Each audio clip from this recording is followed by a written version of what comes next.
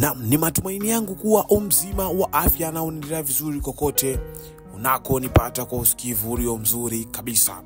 Nikushukuru sana kwa kuendelea kuungana nami kwa vipindi vilivyopita, na hiki ni kipande kingine cha taarifa ambacho tumeweza kukusogezea kutoka kule nchini DRC Congo, ambapo taarifa zaidi zinasema rais wa zamani wa Kongo Joseph Kabila ameahidi kurejea Jamhuri ya Kidemokrasia ya Kongo baada ya kutokuwepo kwa miaka miwili. Nikushukuru sana mwanahabari ambaye umesubscribe na kuweza kuwa mwanafamilia, lakini kama wewe ambaye bado, hakikisha unasubscribe kuweza kuwa mwanafamilia. Taarifa zaidi zinasema rais wa zamani wa DRC Congo Joseph Kabila ameahidi kurejea Jamhuri ya Kidemokrasia ya Kongo baada ya kutokuwepo kwa miaka miwili.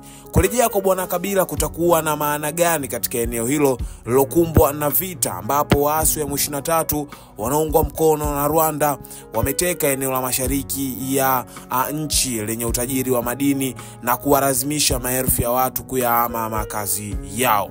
Kabila alikuwa rais mwaka 2001 na kukaa madarakani karibu miaka 20. Muhula wake wa pili na wa mwisho wa kikatiba ulimalizika Disemba 2016, lakini alikataa kuondoka na kusababisha maandamano mabaya. Alifanikiwa kusalia madarakani kwa miaka miwili zaidi na hatimaye akakubali kuondoka madarakani mwaka 2018 kufuatia uchaguzi wa mwezi Desemba.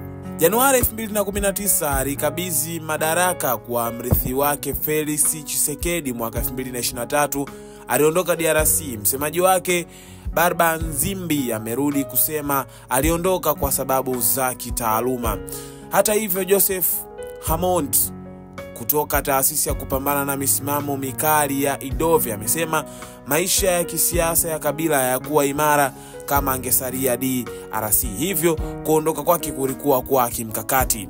Akiiga mfano baba yake Laurent Kabila alikwenda nje ya Kongo, nadhani aliondoka DRC katika juhudi za kuendeleza maisha yake ya kisiasa kwa njia nyingine, alisema hayo. Kabila anasema alikuwa akijishughulisha na programu za masomo katika chuo kikuu cha Johannesburg nchini Afrika ya Kusini. Lakini hata hivyo, Januari 2024 tasnifu yake ya udaktari kuhusu uhusiano wa siasa za Afrika na Marekani, China na Urusi ilizinishwa katika chuo kikuu cha Johannesburg. Wakati akiwa nje ya DRC, Kabila pia alitembelea nchi nyingine kadhaa za Afrika, ikiwa ni pamoja na Ethiopia ambako alikutana na viongozi wa upinzani Moise Katumbi, Claudel Lubaya mjini Addis Ababa, na Namibia ambako alihudhuria mazishi ya rais wa kwanza wa Namibia Sam Nujoma. Mwishoni mwa mwaka 2021 M23 ilianza kuibuka tena na iliendelea kusonga mbele kimkakati na kupata kasi zaidi mwaka 2023 na 2024.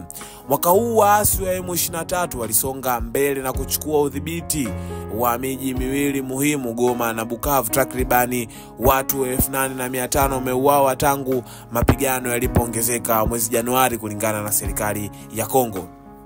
Kulingana na UN, wa Kongo milioni 5.6 ni wakimbizi wa ndani DRC na zaidi ya milioni 4 wanatoka katika majimbo ya mashariki mwa Kivu Kusini, Kivu Kaskazini na Ituri.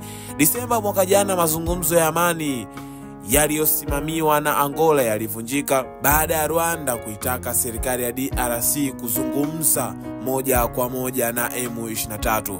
Licha ya shinikizo la kimataifa kuongezeka, viongozi mjini Kinshasa walikataa kuwa na mazungumzo ya moja kwa moja na waasi. Katika mahojiano na vyombo vya habari, waziri mkuu wa DRC Judith Suminwa Tuluka alisema serikali yake inataka kufanya mazungumzo na nchi jirani ya Rwanda ambayo inatuhumu kuunga mkono M23. Mwezi Machi, rais wa DRC Congo Felix Tshisekedi na wenzake wa Rwanda Paul Kagame walitoa wito wa kusitishwa mara moja kwa mapigano mashariki mwa DRC Congo baada ya kufanya mazungumzo ya moja kwa moja huko nchini Qatar. Mwanahabari, nikushukuru sana kwa kuendelea kuungana nami. Hizi zilikuwa ni taarifa za kimataifa kutoka kule nchini DRC Congo, na yale ambayo yanaendelea huko ambao tumeweza kukusogezea na yale ambao umetoka kuyasikiliza katika YouTube channel yako hii. Kutoka hapa sina la ziada, niseme asante kwa yule ambaye subscribe, lakini kwa yule ambaye bado unapokaribia kumaliza kutazama nini ambacho tumeweza kusogezea siku ya leo, angalia hapo chini utaona kuna alama neno subscribe, bonyeza ili uweze kuwa kwanza kupata kila aina taarifa ambapo tunaweza kuwa tumepandisha hewani. Kutoka hapa sina la ziada, nikwage nikutakia siku njema, bye bye.